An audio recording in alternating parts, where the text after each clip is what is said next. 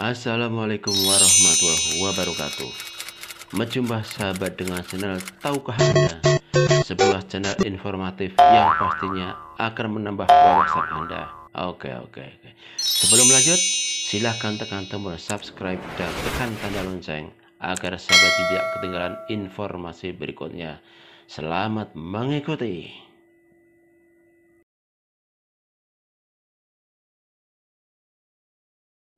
Assalamualaikum warahmatullahi wabarakatuh. Allah SWT berfirman, A'udzubillahi minasyaitonir rajim. Wa'budullaha wa la tusyriku bihi syai'an wa bil walidaini ihsanan wa bidzil qurba wal yatama wal masakin wal jari dzil qurba wal jaril junubi was sahibi bil jambi wa ibnis sabil. Al-ayah. Shadaqallahul adzim. Dan hendaklah kamu beribadah kepada Allah, dan janganlah kamu menyekutukannya dengan sesuatu pun.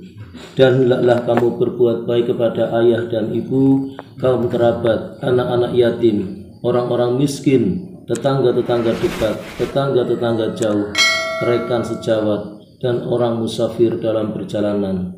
Al-Quran Surah An-Nisa ayat 36. Yang dimaksud tetangga dekat adalah tetangga yang rumahnya berdekatan dengan kita. Tetangga jauh adalah tetangga yang rumahnya jauh dari rumah kita. Seseorang bertanya kepada Hasan Basri rahmatullah alaih tentang batasan tetangga. Ia berkata, 40 rumah ke depan, 40 rumah ke belakang, 40 rumah ke samping kanan, dan 40 rumah ke samping kiri. Diriwayatkan dari Abu Hurairah radhiyallahu anhu agar kita memulai dari tetangga yang terdekat terlebih dahulu, bukan tetangga yang jauh. Aisyah radhiyallahu anha bertanya kepada Rasulullah sallallahu alaihi wasallam, apabila saya mempunyai 2 orang tetangga, dengan siapa saya harus memulai berbuat baik? Rasulullah sallallahu alaihi wasallam menjawab, dengan tetangga yang paling dekat pintu rumahnya dengan pintu rumahmu.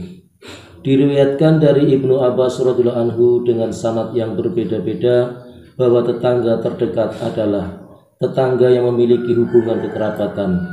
Tetangga yang jauh adalah tetangga yang tidak memiliki hubungan kekerabatan. Nauf Syami rahmatullah alaih meriwayatkan, tetangga dekat adalah tetangga muslim, dan tetangga jauh adalah tetangga Yahudi dan Nasrani. Diambil dalam kitab Durrul Mansur. Dalam kitab Musnadul Bazar dan kitab-kitab lainnya telah diriwayatkan dari Rasulullah Shallallahu Alaihi Wasallam bahwa ada 3 jenis tetangga, yaitu yang pertama tetangga yang mempunyai 3 hak, yaitu hak sebagai tetangga, hak sebagai keluarga, dan hak sebagai seorang muslim. Yang kedua, tetangga yang mempunyai 2 hak, yaitu hak sebagai tetangga dan hak sebagai seorang muslim. Yang ketiga, tetangga yang mempunyai 1 hak saja, yaitu tetangga yang bukan Islam. Imam Ghazali rahmatullah alaih juga meriwayatkan hadis di atas.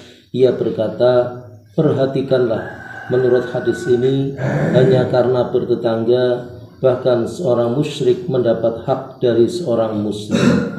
Dalam hadis yang lain Rasulullah SAW bersabda, pada hari kiamat yang pertama kali akan diputuskan adalah muamalah antara 2 tetangga.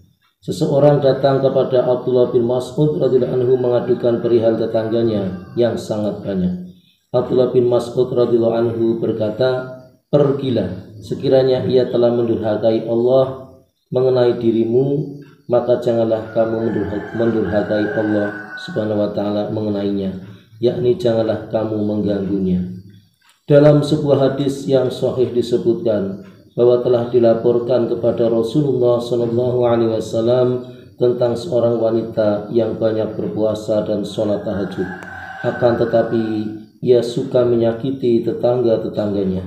Rasulullah SAW bersabda, ia akan masuk neraka walaupun ia akan keluar lagi setelah menerima siksa dari Allah. Tentu bersama dengan doa kafaratul majlis. Subhanallah wa bihamdihi, subhanallah wa bihamdika, asyhadu an la ilaha illa anta, astaghfiruka wa atubu ilaik. Assalamualaikum warahmatullahi wabarakatuh. Waalaikumsalam warahmatullahi wabarakatuh.